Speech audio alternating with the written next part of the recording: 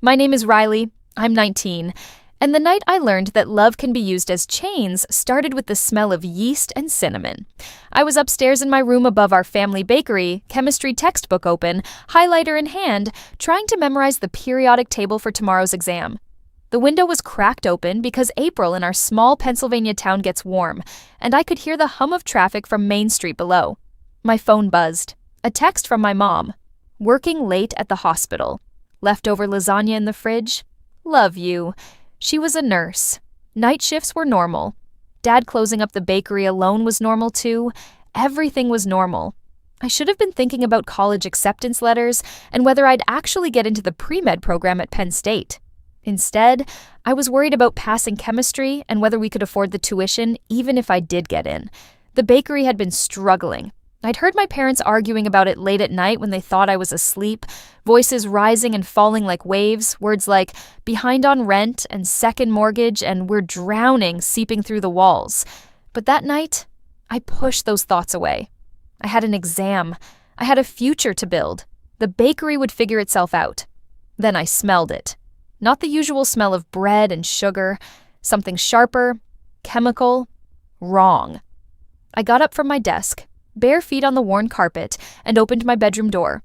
The smell was stronger in the hallway. Gasoline. Unmistakable. My heart started beating faster. That animal instinct that knows danger before your brain catches up. I ran down the back stairs that connected our apartment to the bakery. The door at the bottom was ajar, and through it, I saw orange light dancing on the walls. Not the warm glow of the ovens. Something wild. Hungry. I pushed through the door. The bakery was on fire. Flames were crawling up the far wall near the storage room, eating through the old wood paneling like it was paper. Smoke was already thick near the ceiling, rolling across the exposed beams. And there, in the middle of it all, was my father. He was holding a red gas canister. Our eyes met. For one frozen moment, we just stared at each other. His face was pale, eyes wide, mouth half open like he wanted to say something but couldn't find the words. The canister hung from his hand, tilted, a few drops still dripping onto the floor where the flames were spreading. "Dad?" My voice came out small, confused. He dropped the canister. It hit the floor with a hollow clang. "Riley, Jesus! Riley, you need to get out!" His voice was panicked now, breaking. He started toward me, but the fire was between us, spreading fast, and the smoke was getting thicker, sinking lower. "What did you do?" I couldn't move, couldn't process what I was seeing. "Get out! Now!" He was shouting, moving around the flames, trying to reach me. The smoke hit my lungs like a fist. I started coughing, couldn't stop, each breath pulling in more heat, more poison. My eyes were streaming. I turned to run back up the stairs, but my legs felt weak, uncoordinated. The world tilted. I remember stumbling, falling to my knees. The floor was hot beneath me. I remember my father's arms lifting me, his voice in my ear saying something I couldn't understand through the roaring in my head and the coughing that wouldn't stop. I remember sirens. Then nothing. Before I tell you what he said when they called him a hero, and what I did the day I finally spoke the truth, tell me what time it is where you are and where you're listening from. I want to know how far a story about silence and family, and the moment you realize love can be used against you, can travel. Pain isn't quiet either. People think unconsciousness is an escape. For me, it was drowning in slow motion. My throat was on fire. Every breath felt like swallowing broken glass. Sometimes I surfaced enough to hear voices, feel hands touching me, but I couldn't open my eyes, couldn't speak, couldn't do anything but exist in this space between awake and gone. The first voice I heard clearly was a doctor's. Severe smoke inhalation, second-degree burns to the throat and airways. She's lucky to be alive. If he hadn't gotten her out when he did... Lucky. That word echoed in my head. Then my mother's voice, thick with tears. My husband saved her. He ran back in. He could have died. Hero. That's what they were calling him. The local news, the neighbors, everyone who came to visit. I heard it over and over during those first days in the hospital, floating in and out of consciousness. My body focused on the simple act of breathing through damaged lungs. "Your dad's a hero, sweetheart." That was Mrs. Patterson from next door, her perfume too strong. making my damaged throat want to close up entirely. "Risked his life for you, Mr. Kim from the hardware store. You're so lucky to have a father like that." The nurse changing my IV. Lucky, hero, saved. The words piled up like snow, burying the truth underneath. It was 5 days before I could speak. My throat was raw, voice barely a whisper. My mother was there when I first tried. "Mom." It came out like sandpaper. She was at my side instantly, gripping my hand. "Oh, baby, don't try to talk. You need to rest." "Dad?" I managed. Her grip tightened. "He's okay. He's fine. Some minor burns on his hands from pulling you out, but he's fine. He'll be here soon." I wanted to say more, wanted to tell her what I'd seen. But my throat seized up, coughing taking over, each spasm feeling like my chest was being torn apart.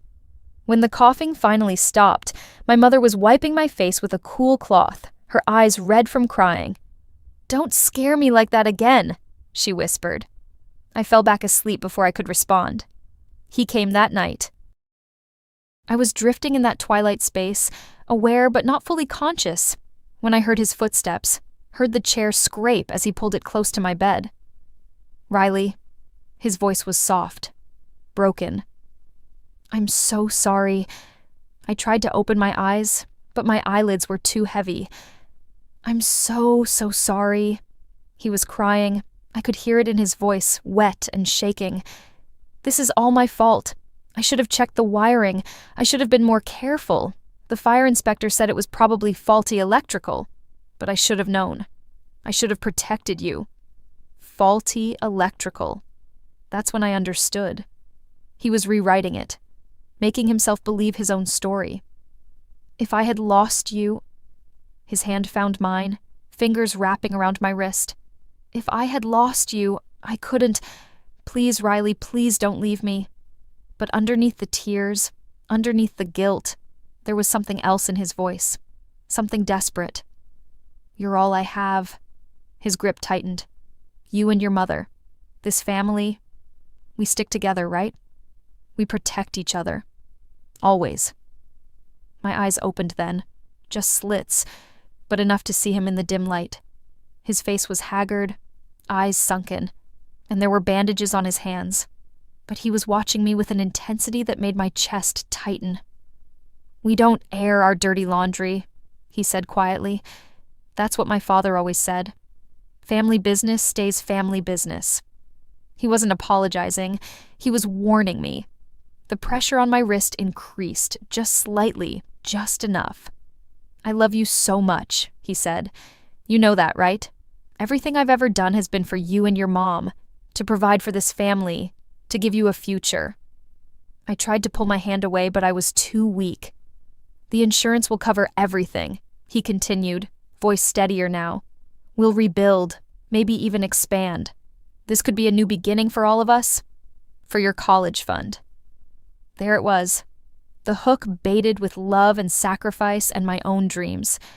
I closed my eyes. Said nothing. He stayed there another hour, holding my hand, talking about rebuilding and fresh starts, and how close he'd come to losing me. How grateful he was that I was alive. How we'd get through this together. Together. When he finally left, I lay in the dark and felt the weight of his words pressing down on my chest heavier than the smoke ever had. The rehabilitation took 3 weeks.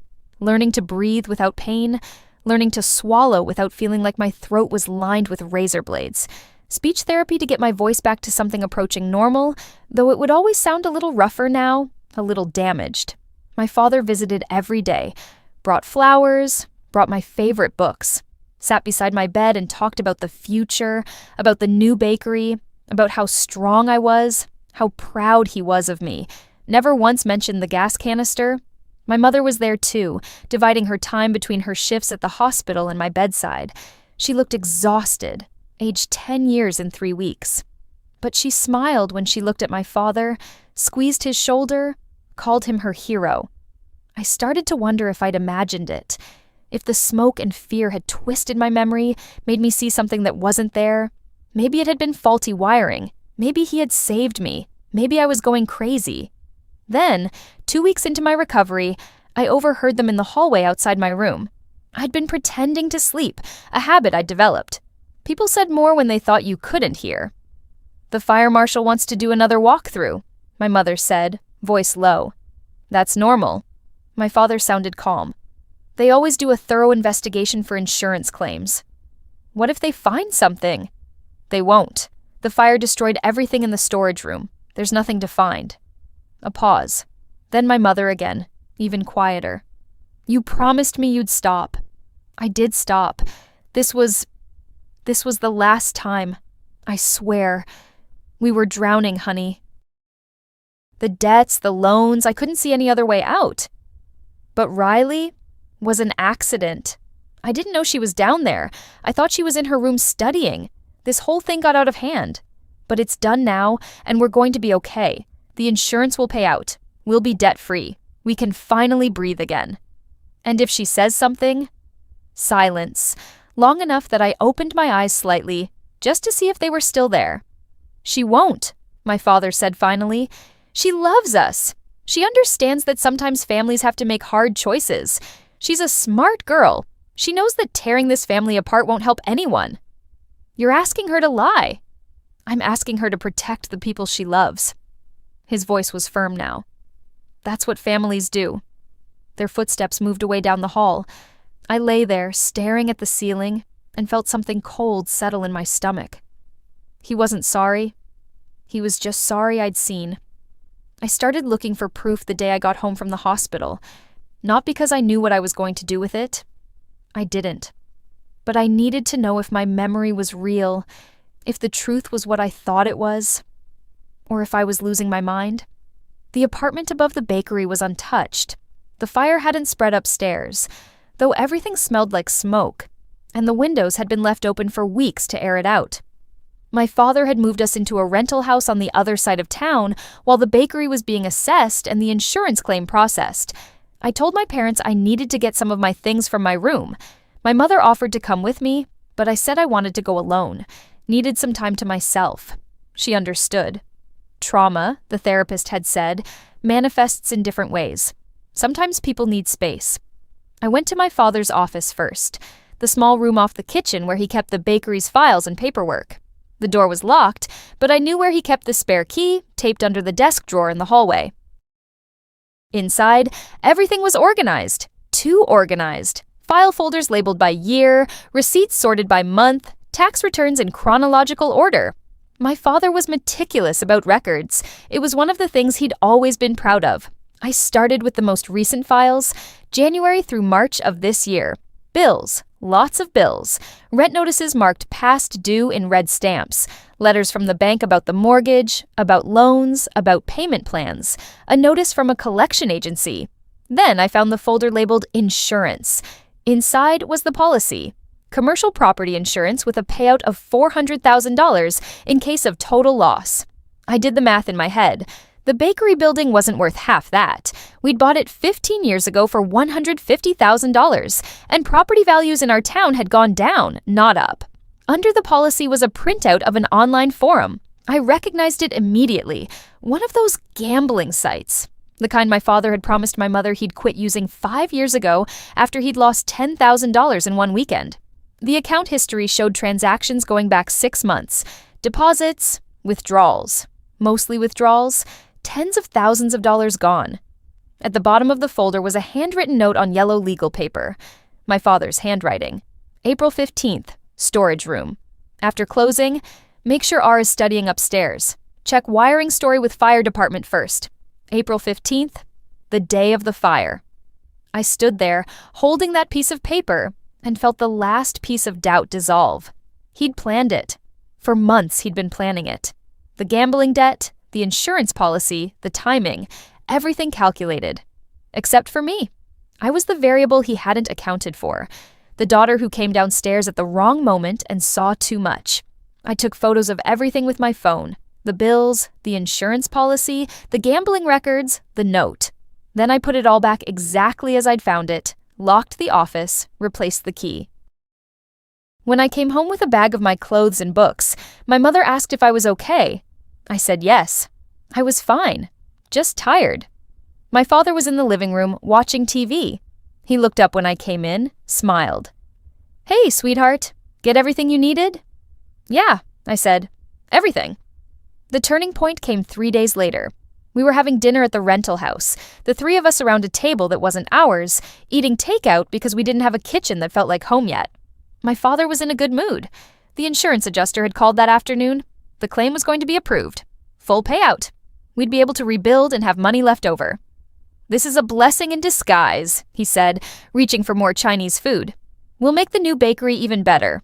Modern equipment, better layout, maybe even hire some help so your mom and I aren't working ourselves to death." My mother smiled, but it didn't reach her eyes. "And Riley," he turned to me, "we'll have enough to cover your college. All 4 years. You won't have to worry about loans or scholarships or anything. You can focus on your studies."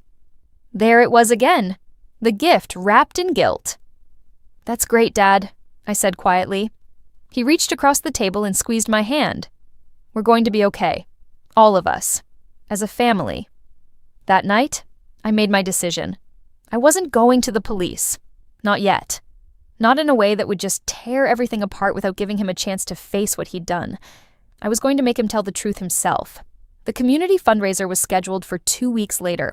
Local businesses, churches, neighbors, they'd all pitched in to help the family that lost everything in the tragic fire. There was going to be a dinner at the community center, an auction, speeches. My father was supposed to speak, to thank everyone for their support.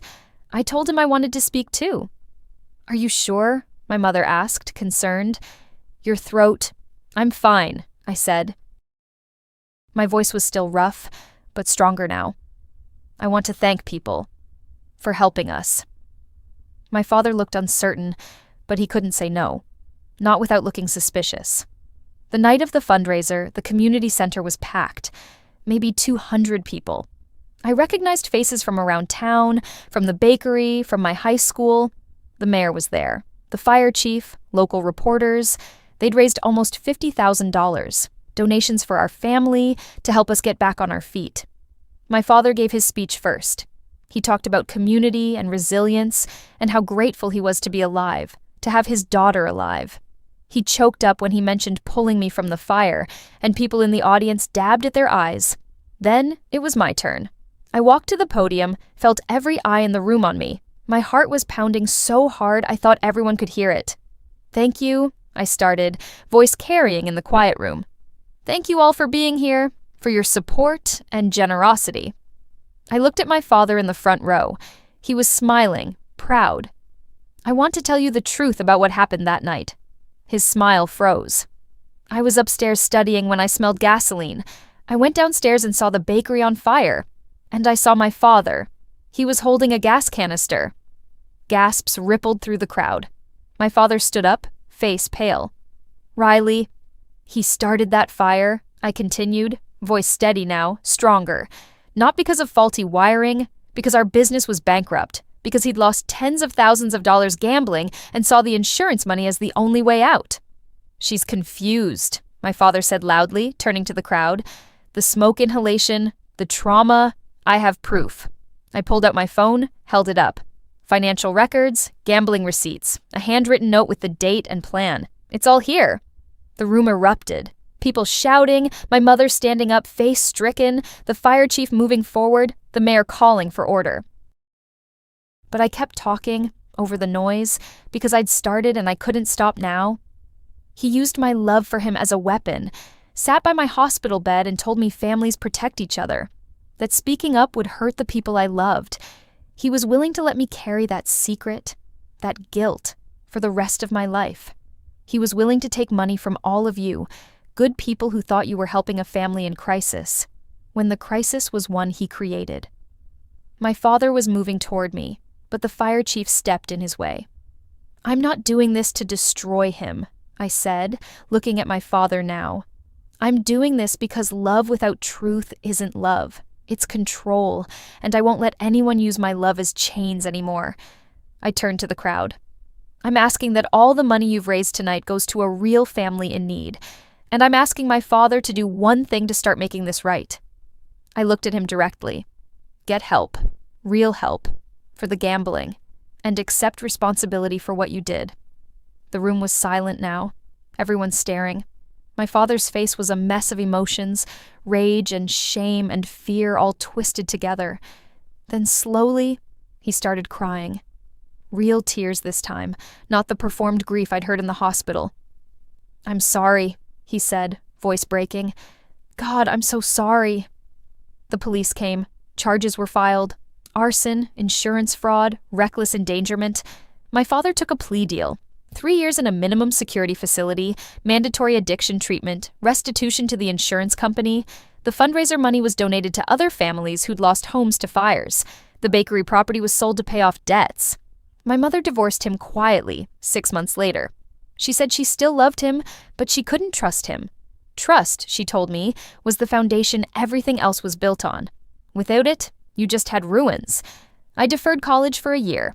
Needed time to figure out who I was when I wasn't carrying someone else's secrets. I got a job at a coffee shop downtown, started seeing a therapist, learned that healing isn't linear, that some days you feel strong and some days you feel like you're drowning again, and both are okay. My voice never went back to normal. There's a roughness to it now, a rasp that people notice. For a while, I hated it, a permanent reminder of that night. But lately, I've started to think of it differently. It's the sound of someone who survived, someone who chose truth over comfort, someone who learned that her voice, even damaged, even rough, even scared, still mattered. Before you close this, before you move on to the next story or video or whatever fills your screen next, I want you to know something. Silence feels safe. It feels like love, like loyalty, like protecting the people who matter. But silence is a slow poison. It eats away at you from the inside, makes you smaller, makes you disappear piece by piece until you don't even recognize yourself anymore. I don't know if I did the right thing that night at the fundraiser. My father is in prison. My mother is alone. Our family is fractured in ways that might never fully heal. But I can look at myself in the mirror now. I can breathe. And when I speak, even with this rough, damaged voice, I know I'm telling the truth. That has to count for something. My name is Riley. I'm 19. And the night I learned that love can be used as a weapon was also the night I learned that truth, no matter how painful, can set you free. Don't let anyone teach you that silence is the price of love. Your voice matters, even when it's scared, even when it's shaking, even when speaking up means losing everything you thought you couldn't live without. Speak anyway. The world needs to hear you.